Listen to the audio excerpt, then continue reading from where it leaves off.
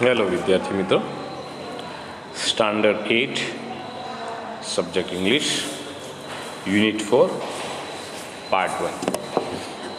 મિત્રો, આ વિડીયોમાં આપણે તમારા યુનિટ 4 એટલે કે ટેલ મી વાય એની વાત કરીશું. ટેક્સ્ટ બુકમાં એમાં જોઈશું પહેલાં એક્ટિવિટી નંબર 1.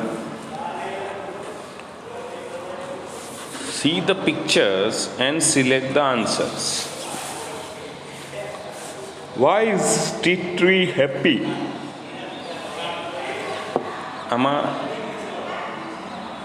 વૃક્ષ ખુશ દેખાય છે. કેમ? કારણ શું? તો જે જવાબ આવે તે તમે જોઈ લખી શકશો. બીજું, why is it sad? આમાં ચિત્ર પરથી તમે કયો જવાબ લખશો? ABCમાંથી જે આવતું હોય તે લખજો.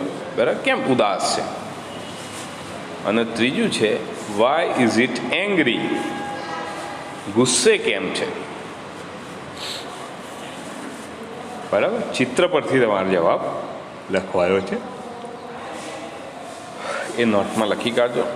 જવાબ ખાલી પ્રશ્ન લખી અને જવાબ લખજો. ABC જે આવે તે.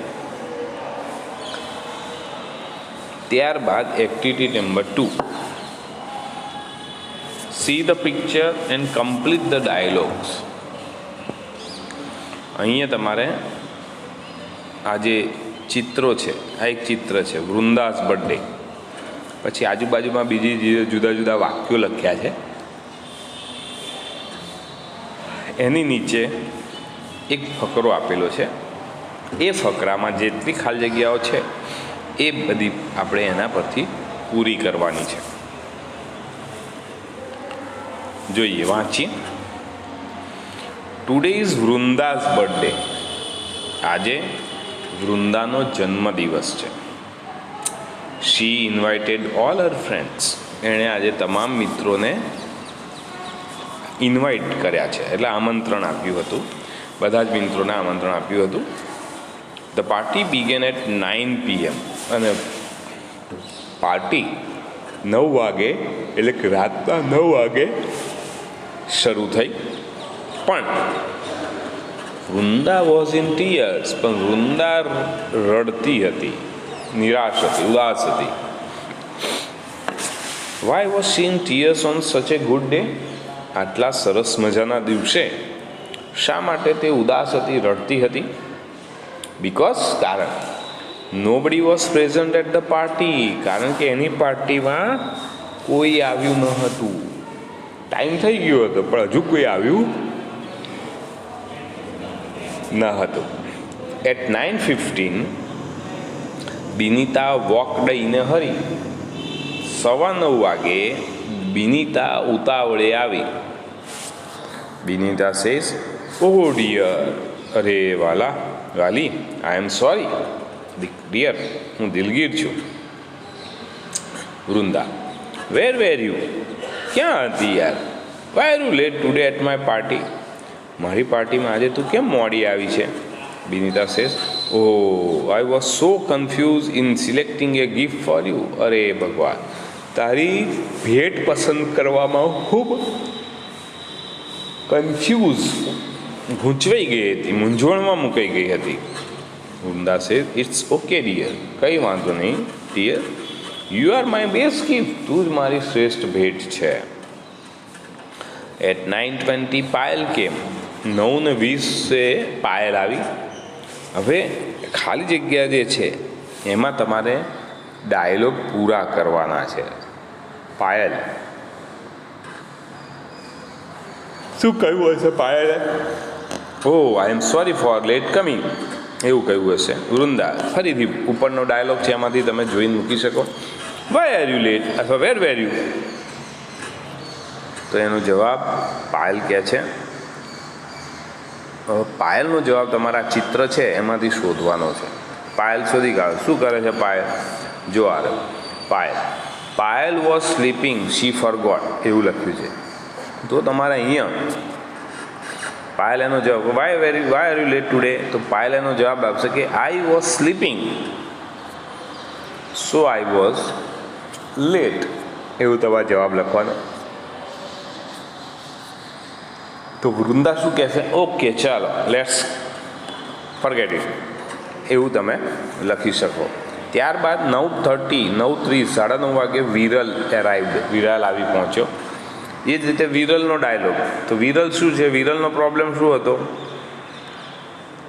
તો વિરલ આવ્યો કે Viral was quarrelling with her sister. Viral છોકરી છે અહીંયા, તો હર સિસ્ટર રાખીશું. તો વિરલ આવી, તો વિરલ કહે છે, શું કહે છે કે એની કારણ ડાયલોગ બનાવી દેવાનું શરૂઆતમાં. આઈ એમ લેટ, હું સોરી, આઈ એમ લેટ. કેમ મોડો પડ્યો, કેમ મોડી પડી? તો એનું કારણ લખ્યું, because I was quarrelling with my sister. તો વૃંદા પછી એનું જે જવાબ આપે તે ડોન્ટ ક્વારલ, ઓકે ચલ let's forget, let's okay thank you for coming, વગેરે વગેરે. 9:40 અમિત આવ્યો, 9:45 નરેશ આવ્યો. તો એ રીતે તમારે બાકીના ડાયલોગ ચિત્ર પરથી પૂરા કરવાના છે, બરાબર. પછી activity number 3, rearrange the sentence and make meaningful dialogue. અહીંયા આડાઅવળી છે વાક્યો, એ વાક્યોને યોગ્ય ક્રમમાં ગોઠવવાના છે, એટલે ડાયલોગ યોગ્ય બને એવું તમારે કરવાનું છે. એમાં જે વાક્ય પહેલું આવતું હોય એ તમારે લખવાનું, બરાબર. કંઈ આમાં ખાલી ગોઠવવાનું જે તમને લાગે વાક્ય.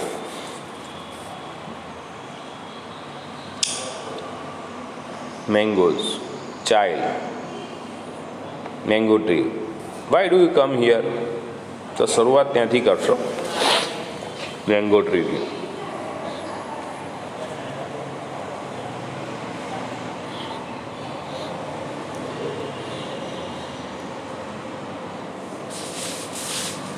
બરાબર,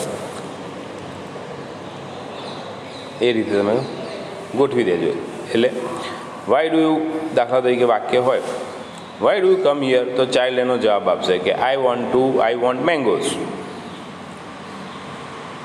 બરાબર. તો મેંગોઝ કહે છે કે why do you want me, તો મેં એનો જવાબ આઈ મેક જ્યુસ, તો જ્યુસ કહે છે why do you want me, તો જ્યુસ કે I because you have vitamin, vitamin એ કહે છે શું કરવા માંગે જો, એમ કરીને તમે ડાયલોગ પૂરો કરજો, બરાબર. ડાયલોગ કમમાં લખવાનો, બીજું કશું કરવાનું નથી. પણ જવાબ જે આપે છે, જો બીકોઝથી વાયનો પ્રશ્ન જ્યારે પૂછાય, વાયથી જ્યારે આપણે પ્રશ્ન પૂછીએ તેનો જવાબ આપણે બીકોઝમાં આપીએ છીએ, એ તમારે ખાસ યાદ રાખવાનું. હવે activity 4, Kartik came from school. Kartik came from school, શાળાએથી આવ્યો, ઘરે આવ્યો, સોરી. હી વોઝ હેપી, ખુશખુશાલ હતો આવ્યો એટલે. કેમ? He had a trophy in his hand, એના હાથમાં ટ્રોફી હતી. He got it from school, એને સ્કૂલમાંથી મળી હતી trophy. There was a science fair at school, શાળામાં એક વિજ્ઞાન મેળો હતો. હી વોન ધ ટ્રોફી, એ ઇનામ જીત્યો, ટ્રોફી જીત્યો. He was the best speaker at the district level elocution competition based on science theme. કારણ સાયન્સ થીમ, વિજ્ઞાનના વિષય પર આધારિત વક્તૃત્વ સ્પર્ધા, જિલ્લા સ્તરની વક્તૃત્વ સ્પર્ધાનો એ શ્રેષ્ઠ વક્તા હતો. બોલ્યો, ઇલોક્યુશન એટલે વક્તૃત્વ સ્પર્ધા. He showed his trophy to his parent, એણે એ ટ્રોફી માતા પિતાને બતાવી. દે કોંગ્રેચ્યુલેટેડ હિમ, એમણે એને અભિનંદન આપ્યા.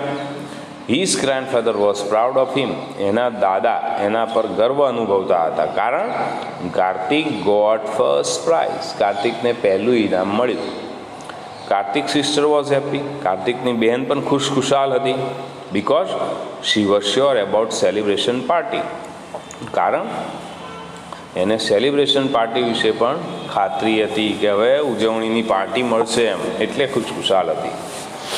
હવે અહીંયા એક્શન, ક્રિયા, અને સામેનું રીઝન, કારણ. એટલે એક્શન એટલે અહીંયા પરિણામ અને કારણ સામે છે. શું પરિણામ આવ્યું? કાર્તિક વોઝ હેપી, કાર્તિક ખુશ હતો. રિઝલ્ટ આવ્યું, પરિણામ આવ્યું, એક્શન. કેમ ખુશ હતો એનું કારણ સામે આપેલું છે. હી વોન ધ ટ્રોફી, એણે ઇનામ ટ્રોફી જીતી એટલે. બરાબર. કાર્તિક વોન ધ ટ્રોફી, ફરી પરિણામ, કાર્તિકે ટ્રોફી જીતી, એનું પરિણામ આવ્યું. કેમ જીતી trophy? Because he was the best speaker at the district level elocution competition. His parents congratulated him, એના માતા પિતાએ અભિનંદન આપ્યા. શું કારણ? પરિણામ આવી ગયું, અભિનંદન આપ્યા, પરિણામ આવ્યું. કેમ આપ્યા હશે? હી વોન ધ ટ્રોફી, કારણ કે એણે ટ્રોફી જીતી. કાર્તિક સિસ્ટર વોઝ હેપી, કાર્તિકની બેન ખુશખુશાલ હતી. કેમ? She was sure about celebration party, એને પાર્ટીની ઉજવણી વિશે ખ્યાલ હતો કે હવે મને પાર્ટી મળશે એમ.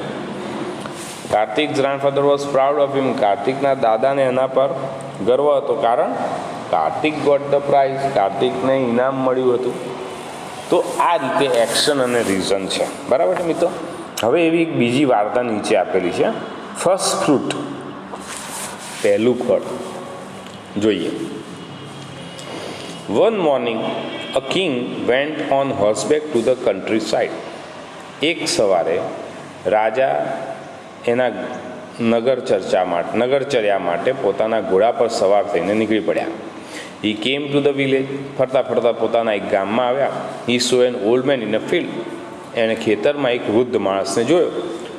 The old man was digging the earth, પેલો વૃદ્ધ માણસ જમીન ખોદી રહ્યો હતો. ડીગ એટલે ખોદવું. એન્ડ પ્લાન્ટિંગ મેંગો સેપલિંગ્સ, અને સેપલિંગ એટલે નાના છોડ, અને નાના આંબાના છોડ વાવી રહ્યો હતો. He was working very hard, ખૂબ મહેનત કરી રહ્યો હતો. King says good morning my friend, સુપ્રભાત મિત્ર. Why you planting this sapling, શા માટે તું આ છોડ વાવી રહ્યો છે? કેરીના આંબા છોડ, કેરીના એટલે કે આંબા કેમ વાવી રહ્યો છે?